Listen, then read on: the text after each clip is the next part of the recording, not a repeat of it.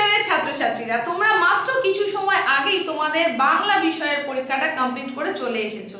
নিশ্চয়ই এখন খুব টেনশনের মধ্যে রয়েছো, কার কতগুলো কি ঠিক হয়েছে বা কেমন পরীক্ষা হয়েছে।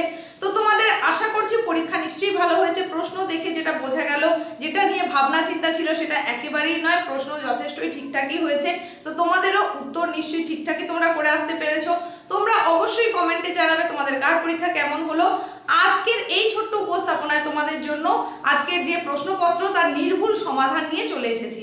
তো তোমরা মিলিয়ে নাও, দেখে নাও এর সঙ্গে তোমাদের কার কার কতগুলো ঠিক হচ্ছে। সেই অনুযায়ী তুমি নিশ্চয়ই এখনই বুঝতে পেরে যাবে যে তুমি কত নম্বর পেতে চলেছো। সময় নষ্ট একেবারেই নয়, চলো তাহলে দেখে নাও প্রশ্ন এবং তার নির্ভুল সমাধান। আমার কাছে যে সেটটা রয়েছে প্রশ্নপত্রের সেটা হচ্ছে এই সেটটা। তো তোমাদের যাদের যাদের সঙ্গে এই সিরিজটা মিলে যাচ্ছে তাদের সঙ্গে তো হুবহু দাগ নম্বর অনুযায়ী মিলে যাবে। যাদের সিরিজটা আলাদা আছে প্রশ্ন কিন্তু একই, দাগ নম্বর না মিললেও প্রশ্ন একই। সুতরাং সেই অনুযায়ী তোমরা একটু খুঁজে পেতে দেখে নাও। আমি এখানে তোমাদেরকে প্রশ্ন এবং তার সমাধানগুলো বলে দিচ্ছি। কমেন্টে তোমরা জানাবে কার কতগুলো ঠিক হয়েছে, কার কেমন পরীক্ষা হয়েছে। এখন দেখে নাও উত্তরগুলো।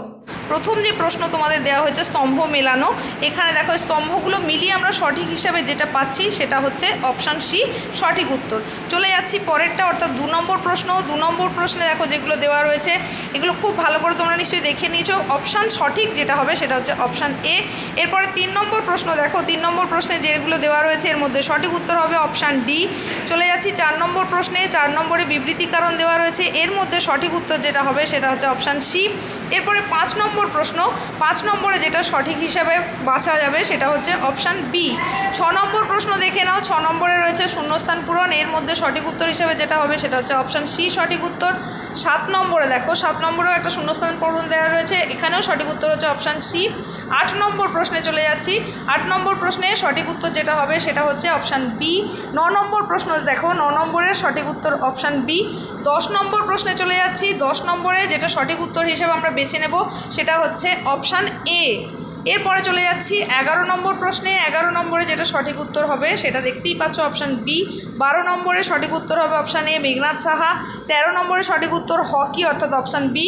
14 নম্বরে সঠিক উত্তর হবে বামুনহাটের মানে অপশান এ। 15 নম্বরে যেটা সঠিক উত্তর সেটা হচ্ছে উৎপীড়িত মানে অপশান বি।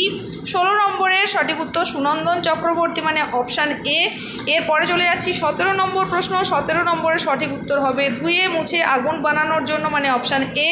18 নম্বরে একটা স্তম্ভ মেলানো, 18 নম্বরের প্রশ্নটা দেখে নাও, এর মধ্যে যেটা সঠিক উত্তর হবে সেটা হচ্ছে অপশান বি। 19 নম্বরে সি সুরতরঙ্গ, এটা হচ্ছে সঠিক উত্তর। 20 নম্বরে দেখে নাও অপশান সি সঠিক উত্তর রূপান্তর। 21 নম্বর প্রশ্ন, এটা অবশ্যই হবে সত্যের বয়ান, কোভিডের ধর্ম ছিল মানে অপশান সি সঠিক।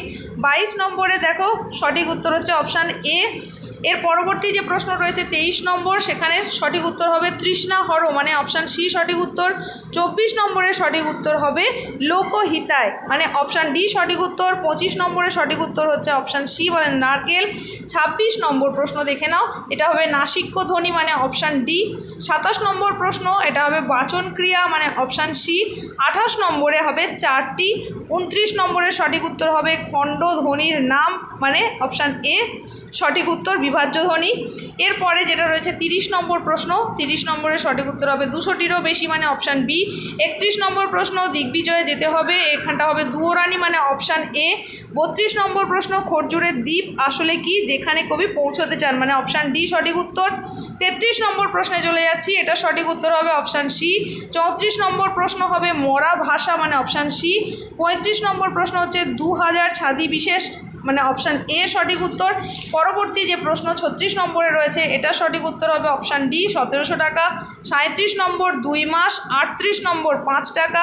এরপরে চলে যাচ্ছে 39 নম্বর প্রশ্ন, এটা হবে 2000 মানে অপশান এ সঠিক উত্তর। এবং 40 নম্বর প্রশ্ন আর লাস্ট প্রশ্ন সেটা হচ্ছে অন্ধকার লেখাগুচ্ছ অর্থাৎ অপশান বি সঠিক উত্তর।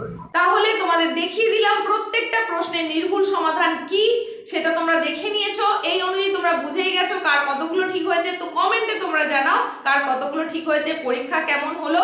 তবে এটা নিয়ে খুব বেশি ভাবনা চিন্তা করার কিছু নেই, যেটা হওয়ার সেটা কিন্তু হয়ে গেছে, তুমি আর সেটার পরিবর্তন করতে পারবে না। তাই নেক্সট পরীক্ষা তোমার যেটা রয়েছে সেটার উপরে কনসেন্ট্রেশন তোমাকে দিতে হবে, সেটা নিয়ে ভাবতে হবে। তো আজকের উপস্থাপনা এইটুকুই ছিল তোমাদের জন্য। নেক্সট উপস্থাপনায় খুব তাড়াতাড়ি নতুন কিছুর সঙ্গে দেখা হচ্ছে।